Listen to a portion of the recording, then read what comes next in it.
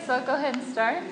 My name is Amanda Lewis. I'm a licensed acupuncturist, and I work with acupuncture, Chinese herbal medicine, and nutrition. So I wrote on here TCM, traditional Chinese medicine. That's usually what it's called, is TCM, which includes acupuncture, herbal medicine, nutrition. So I do work today, and then we can ask some questions at the end, and hopefully you can have a better understanding of TCM and how it works. So like I said, it's a complete medical system. So I do work with patients for a wide variety of issues, ranging from fertility to digestive disturbances, sleep issues, addictions, of course pain, which is a common one that most people think about. But yeah, and a lot of secondary symptoms. So people often will come in like for headaches or something like that, and then I find out that they also have digestive issues, and then we can work on multiple things at once. So I thought to first start off with talking a little bit about some definitions of kind of the definitions or views within Chinese medicine. One is that there's not a sense of a destination of health. To define health is better to say like the ability to surmount obstacles with greater ease. So there's no one who's not going to get sick. We all get sick at one point or another. And it's really just the role of the doctor is to help strengthen the body's ability to move through those illnesses or imbalances with greater ease and flexibility. Another definition that I like to give is of a good doctor. And a good doctor should, of course, have a lot of knowledge and skill. But I think two things that are really important that maybe are a little bit overlooked sometimes are compassion and then sensitivity. So the compassion is really the aspect, I think, of really engaging, the kind of leaning in, listening, making eye contact, and a sense of kind of warmth and care. Really important. And then the sensitivity is really specifically, I think, maybe even more important in this medicine as opposed to Western medicine, because we're really feeling what's called the qi, and we'll talk about that in a little bit. But for instance, like one of the methods of diagnosis is to feel the pulse and to really kind of tune in to what's happening in the body. And in order to really do that, you have to be able to be sensitive to your own body first. So a lot of people ask, well, how did this get started? How did people ever figure out that acupuncture works? And the answer is really there were, like thousands of years ago, there are different meditators and Tai Chi practitioners, Qigong practitioners that were learning how to still their mind to such an extent that they could really feel the changes in their body. So kind of having a stillness practice is something that's actually taught in school. So when I went to school, we took Qigong, we took Tai Chi, and meditation was encouraged. So this ability to kind of slow down the mind and tune in so you can be sensitive to feel what's happening. You can't really be sensitive to someone else before you can be sensitive to yourself. So sensitivity is a big, important one, especially in this field. So that's a good doctor, having those kinds of qualities. And then I think for a good patient, a patient should be willing to change. So I know that might sound funny, but a lot of times I will get a patient who comes in who's not really ready to do anything in their own life. And that's a really important thing to understand, that it's going to be a dynamic situation. It's not just, I'm not going to fix you. You know, I'm going to help you, and we're going to work together. And usually that involves making some changes in your life, you know, whether it means, you know, and I always try to work with someone with wherever they're at. So it's not to make any kind of goal that's just unsurmountable, like way out there that we can never get there. You know, maybe change one thing, but try to maybe zero on the most important thing and change that, because that's going to make the most effect, and it's something you can do, something you can follow through with. So that's important. A good patient should be willing to do something in their own service, you know. And then the definition of a good treatment is the ability to work with what we call the root and the branch. So the root of an issue is kind of like the deeper cause, the more fundamental cause, as well as treat the branch, which are like the manifesting symptoms, what brings someone into the office. So it's good to help someone feel better. You know, of course I want my patients to leave the office feeling better. And that's usually treating more of the branch. But to do more long-term healing, you have to also treat the root. And it's the doctor's job to know kind of when you can do that. Sometimes you can go straight to the root. Sometimes you have to really treat the branches for a while before you can even get to the root. So it differs. That's really like an individual basis. And then I thought to mention too a few things, just some differences between Western and Eastern medical philosophy, and sort of why these are huge. I mean, these are really big differences in views and approaches both to life as well as, like, more specifically in the clinical setting. In the Western view, there's typically like kind of a separation between humans and nature, starting to see this, like we're sort of isolated from nature. There's also an emphasis on looking for single causes of illness. What's the one cause? If we can find the one cause, then we can remove the cause, and then everything's fine. That sort of particularly started with the theory of germs in the early 1800s. Once we isolated germs, and then it's, oh, we found the germ, get the germ out, then, you know, of course that's really effective, but sometimes there's more to it than that. And I was talking to someone earlier about that. After that point, then it's really important to strengthen the body's forces so that we're less susceptible to the germs coming in. So there has to be attention given to strengthening the body, not only clearing out whatever's, you know, whatever the pathogen is, but also strengthening the body's forces so that next time we have more force behind our own health. So humans are separate from nature, this idea of single cause, the theory of germs, and then maybe even more importantly with the clinical view is that in the West there's this emphasis on the body is composed of parts. And when a part is something that can be measured and qualified and taken out if it's not working, put in a new one, everything's better.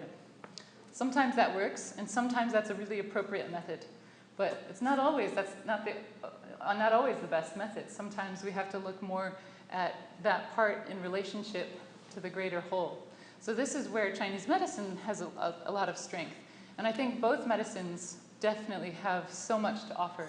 And really it's just critical to see where the strengths and weaknesses are so that we can make better decisions about what kind of care we need at a given moment for a given condition. When I studied in China for a year, I had the opportunity to see Chinese medicine being practiced side by side with conventional Western medicine in hospitals. And it was just so inspiring to me that patients had the option. They could go into a hospital, talk to someone, and they would help guide them to what they needed, what would be most appropriate for them.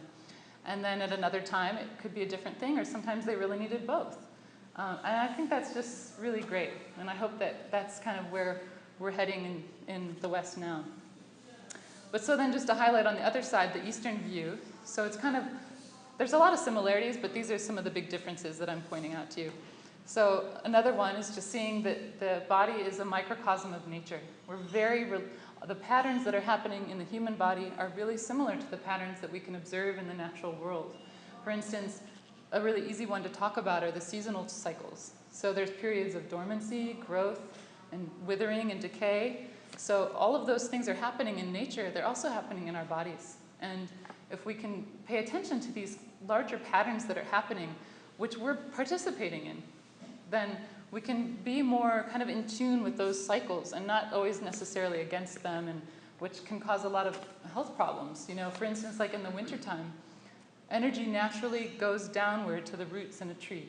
You know, and similarly for us, it's natural for our energy to sort of slow and move inward. It's a natural time to be more quiet, more slow, more inward, retrospective. Whereas like in the summer, that's considered a time where it's good to be more expansive, more outward, more engaging. Kind of our energy is more out, more kind of at the surface. So just even knowing these things, they're kind of common sense, but it's still good to be aware of them. It's increasing our awareness because we all know these things. A lot of the things that we talk about in Chinese medicine, it's not like they're these big foreign concepts or anything. It's actually, they're things that are really close to us. It's about increasing awareness of them. And then we can do a lot in our own lives to be healthier just by making choices that are in harmony with the phenomenal world. So those are some views of the Eastern Just making sure I wanted to point out everything there. So I was kind of mentioning patterns there with the seasons. So in Chinese medicine, we're looking for patterns. We're looking at, in one person's life, what are the patterns that have been going on for them? And what we look for when someone comes in is a pattern of disharmony. And so we want to bring it back into a harmonious pattern. And sometimes this can be quick. Sometimes this can take some time. It really has a lot to do with how long have we been doing certain habits. And then it's like a riverbed. You can divert a riverbed. If it's really big, it's going to take some time to really move all that energy in a totally different direction. If it's not been going that long, it's not too hard to move it. You can just move it over there. So the body, it's similar like that. We're going to talk in a minute about, well, maybe we can just go into talking about it now, the meridian system. So talking about these currents and channels is leading me to this. So this is a picture of the meridian system. The body is composed of, well, actually thousands of channels, 72,000 channels, but there's 12 primary channels. So these are the channels that are pictured here. They run vertically and bilaterally, symmetrically on the body. And then along those channels, we have these acupuncture points, which are just places where our energy gathers. Maybe I'll put this up here on the board. Let's start talking about Yin and Yang. Have you all heard about those terms before? Let's draw a picture. Yin and Yang. Anybody know what this means? Or when I draw that picture, do you have a sense of what does that bring to mind? Balance? Yeah, great. What's balanced about it?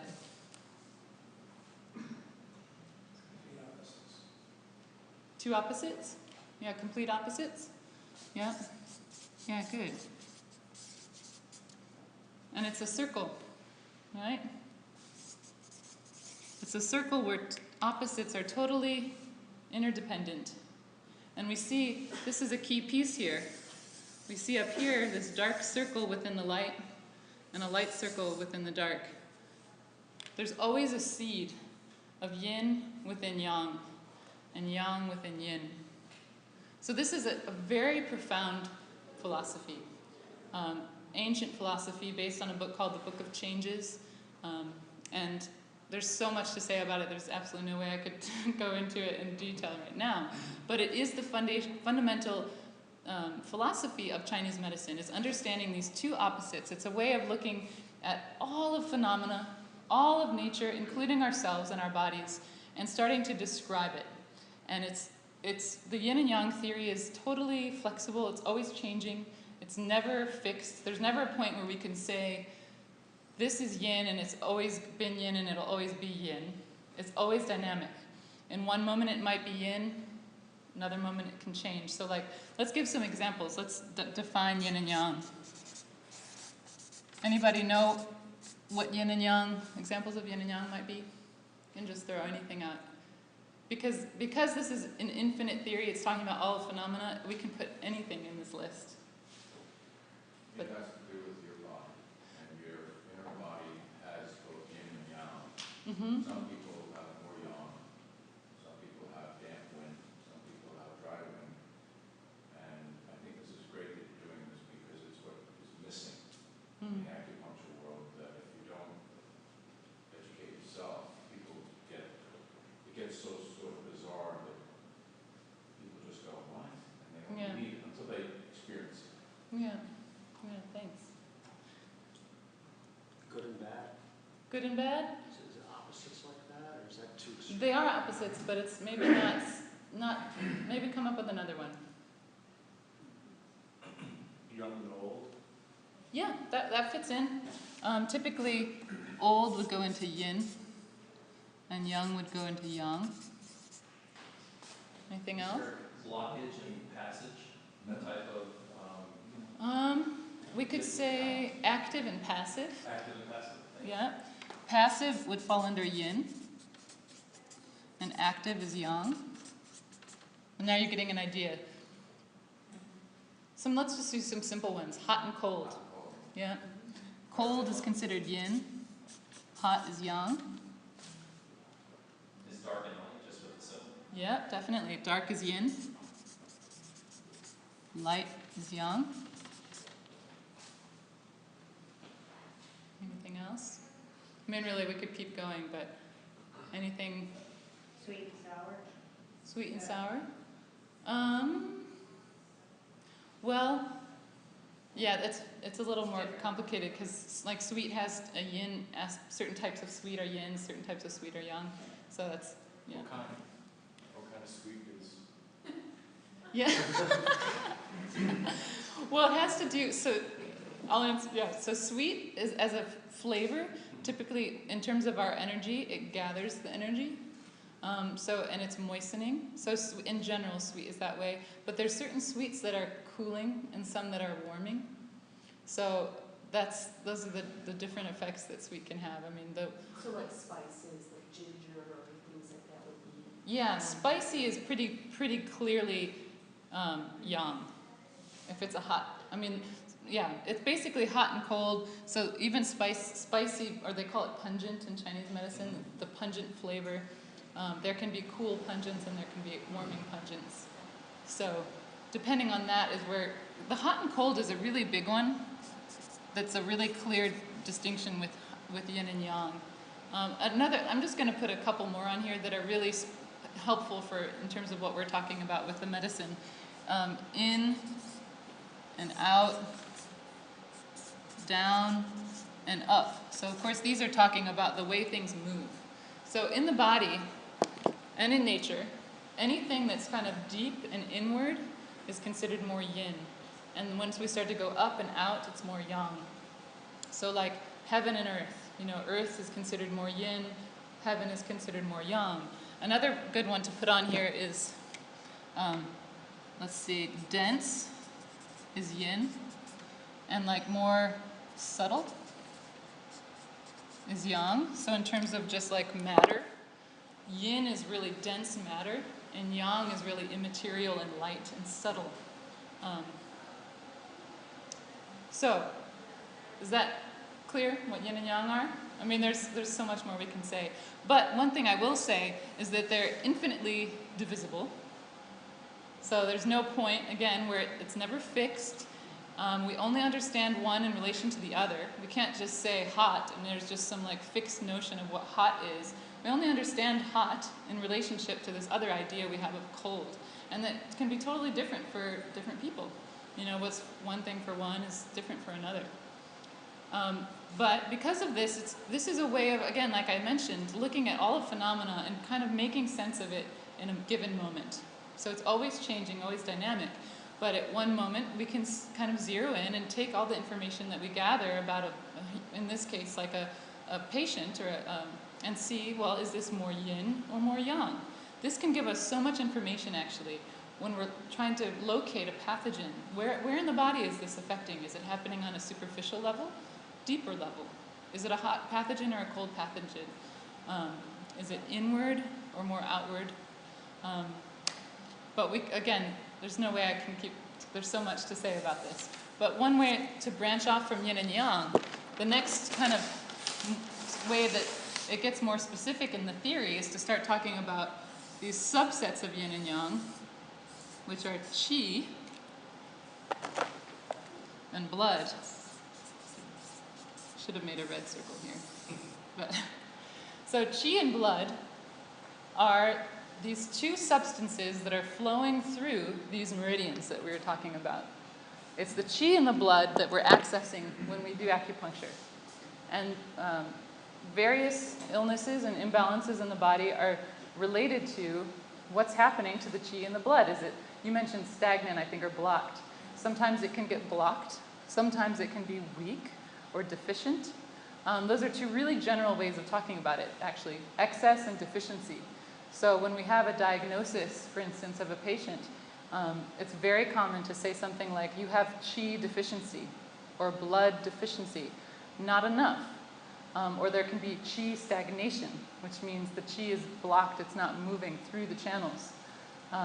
There's like many statements of fact in Chinese medicine where you can just read these statements of fact. One of the main ones is when the qi and the blood are not flowing, there's pain. So anytime there's pain, it means that the qi and the blood are not flowing perfectly through that area of the body. And so the treatment method in that case would be to use acupuncture to free the flow of qi. Simple as that. It can definitely be much more complicated than that.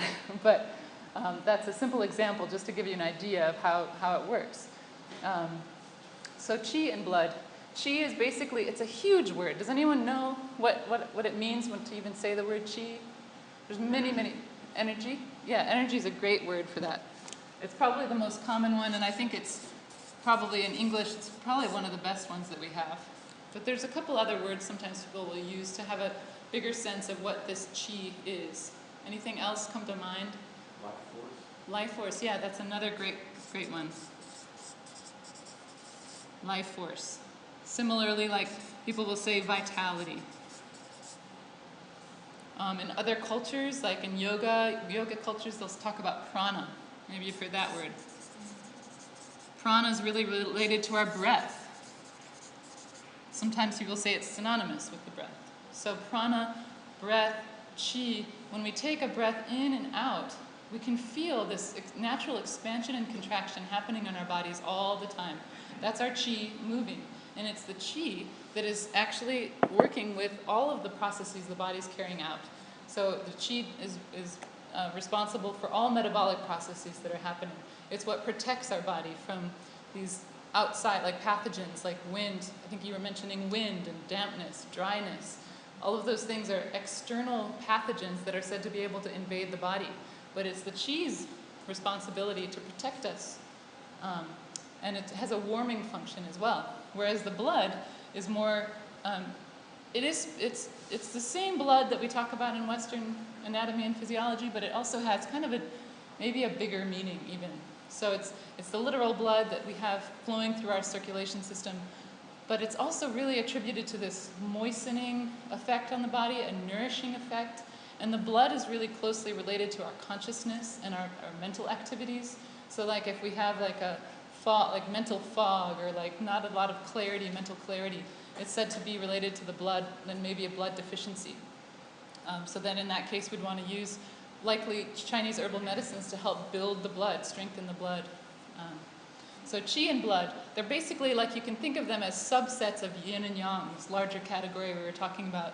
Qi falls more into the yang category because it's more light, more immaterial, more subtle, less tangible. Whereas blood is more yin, it's more dense, it's more tangible, more solid, substantial. So yin is everything like that we can hold, that's form. Whereas yang is everything like that's light and less that we can actually touch. Although I like to do this little example of people, sometimes still the word qi still escapes people. Well, what is this qi? I don't really get it. One little thing we can do quickly, if you want to, is to rub your hands together and get them nice and warm. So it might take you a little longer if your hands were cold already. So just warm them up. Nice and warm. And once they're nice and warm, then you can pull them apart like this and make a little ball between your hands. They're not touching. And then you can very slowly move your hands closer together and further apart. And you might be able to feel a little something in there. That's the qi. If you can't feel it now, just maybe you can play with it later. Just try it at home. But like, so I mentioned qigong practices, tai chi practices. That's what they're working with. Feeling that in the body, it really requires a certain stillness of mind, quietness of the mind. And you really these postures that they've, again, learned for thousands of years to harness the qi, to strengthen the qi. The Taoists were very much concerned with immortality. They were looking for the elixir of life, the immortality. And that's a big part of where this medicine came from, was that type of investigation. How can we live forever, And I don't think anyone's ever discovered that I've found or heard about. But there's definitely many, many things that you can do to promote longevity, promote healthier, longer life. And definitely Chinese medicine is very much concerned with that. How do we it emphasizes health and wellness. How do we have a healthier life? And we look at all the factors that make up a life. So nothing's excluded. You know, although, like I mentioned, I'm working mainly with acupuncture, herbal medicine, nutrition. We definitely talk about other things too, just certain life choices, things that we're doing that maybe we don't even think about in relationship to our health, but that are affecting us. And all of these things affect how we live, our experience of life. Let's see, how am I doing on time? We got 10 minutes. Let's see. Yeah, maybe I'll go ahead and open it up for questions then. Am I drinking hot water? I'm drinking hot tea. Yeah. It's actually lukewarm now. So you do this because of your study? Yeah. Depression? Yeah, typically, You know, none of us here get that. yeah, the hot tea or hot water thing. Hot water, the hot tea, even when it's 95 degrees out in Shanghai and many people still drinking hot water, just Yeah. hot water. Well, it's said Over to your be, feet, over your feet, Yeah. it's through your feet. yeah, the kidney channel begins on the bottom of the feet. And but definitely, like in terms of the hot fluids, it's said to be cold damages the digestive organs. So that's true. You'll never see anyone in China, or I think Asian cultures in general, not just China, but they don't drink like iced drinks or anything like that. It's either lukewarm or warm, and definitely in the winter it's going to be hot. I mean, for someone whose constitution's really hot, if they're more on the yang side, so yang is heat, if they're more on the yang side, it's probably not good to have too much hot, especially not like hot spicy foods. They might want to do a little bit more cooling natured foods. That is something I did want to mention too about foods and herbal medicines and why they work the way they do. It's not just kind of folkloric, oh yeah, I've heard that works for this and this might do something for that. It's so well researched. I mean, it's, again, like thousands of years of time to really look into what does this do and why. And taste something. What happens in your mouth? You know, the flavors are a huge reason of why herbs and foods do what they do. Like I mentioned, the sweet flavor, it gathers energy. It's really tonifying and strengthening for the body. So actually, after someone's been sick for a while or really depleted, and I'm not talking like cakes and pastries and things, but like there's sweet flavored foods like fruits and dates are a big food or a medicine that's used, Chinese dates. And they're sweet, and they're actually strengthening for the qi.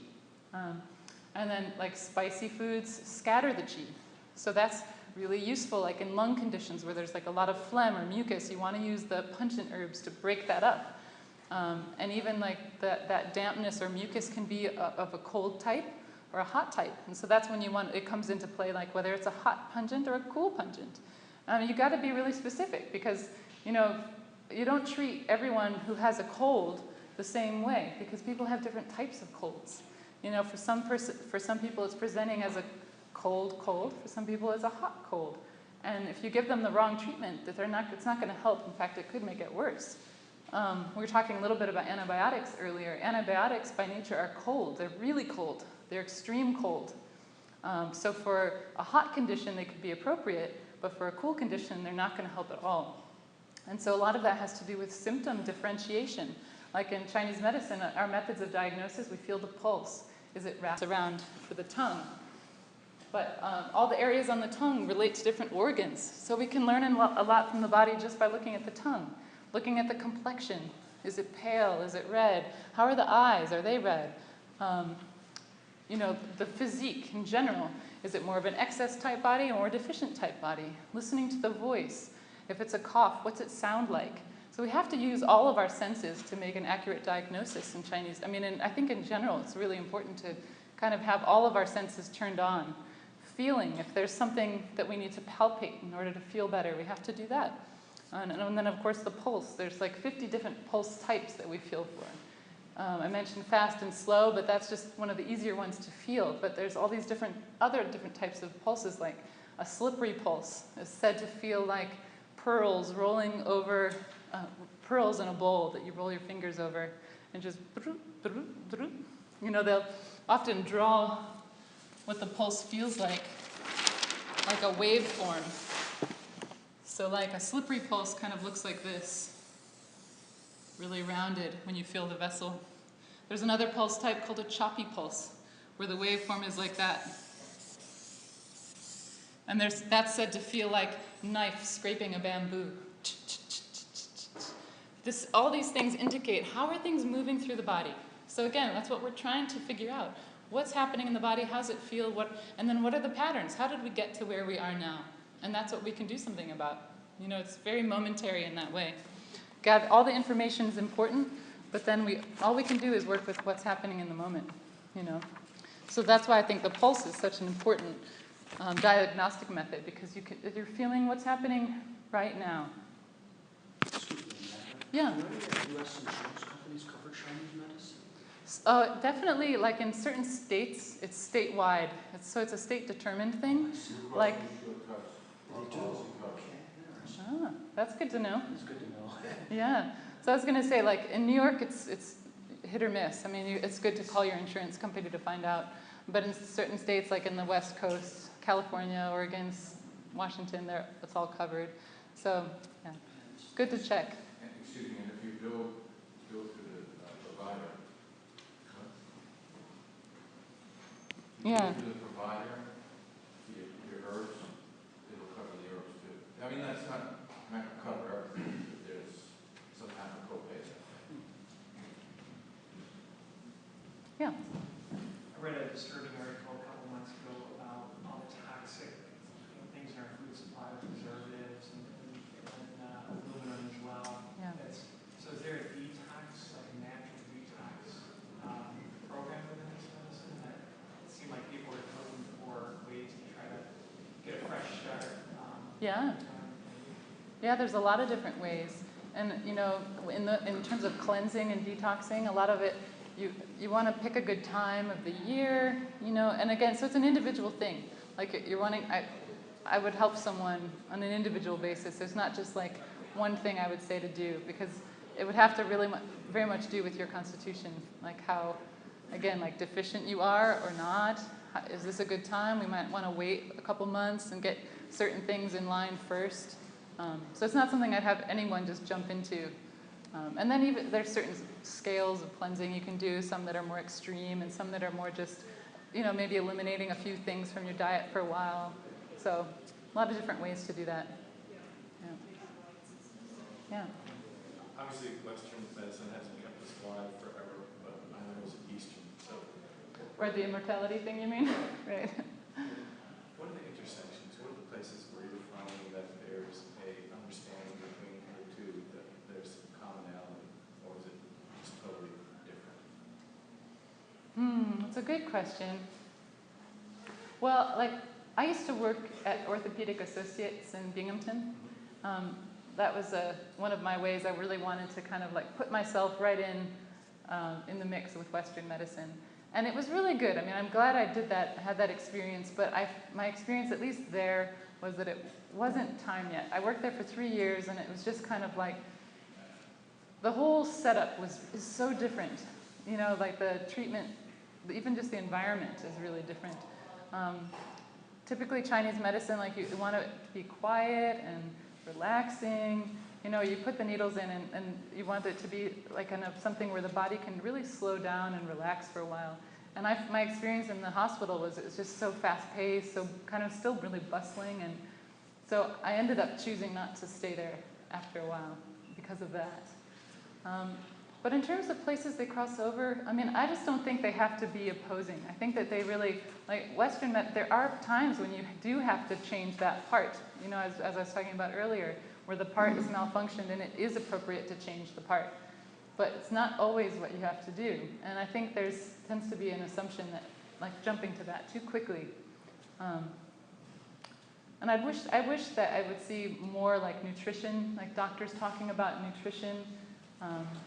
So I'm hoping that that's starting to move that way, that kind of, because people want that. I think people see that those things are helpful for them, and they want their doctors to be talking about that.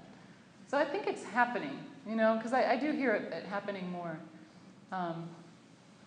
Yeah, but I don't know. I guess I don't know what else to say about that. They're pretty different, though, because the view is really different. The view of the body is really different. Yeah. But I think anatomically it's the same. Like, we study the same, A and P, anatomy and physiology. Like that's all the same science that we study in school. So that's similar. And I studied pharmacology too, so a familiarity with all the Western medicines, which are really important for working with herbal medicine, to know what other people are taking. So I don't know, they might be doing that in medical school too. I hope so. Did someone have a question over I was just going to say, because electroacupuncture, they measure the classical Chinese acupuncture points, and it's proven in a Western method through electric tension that they find the same points. Oh, they locate the acupuncture points. You know, some doctors use that to diagnose diseases. And depending if the energy goes up or down, they can say, well, something is wrong, or something, infected, or something is degenerating. So I think that's a connection between Eastern medicine and us. They have to prove everything, cut it down. Yeah, that's true. And that makes me think of, too, with the herbal medicines, that so many of the herbal medicines, they do know all the compounds that are used. And many of the Western medicines are based on the herbal medicines. Once they've figured out, oh, why this herb that has been used for so long to treat this effectively, why is it doing that? And then they figure out which compound it is, and then they mass produce that. Like a common one is aspirin. The white willow bark is aspirin. And so that's always been used as a pain-relieving herb, both topically and internally. So, but many herbs are like that.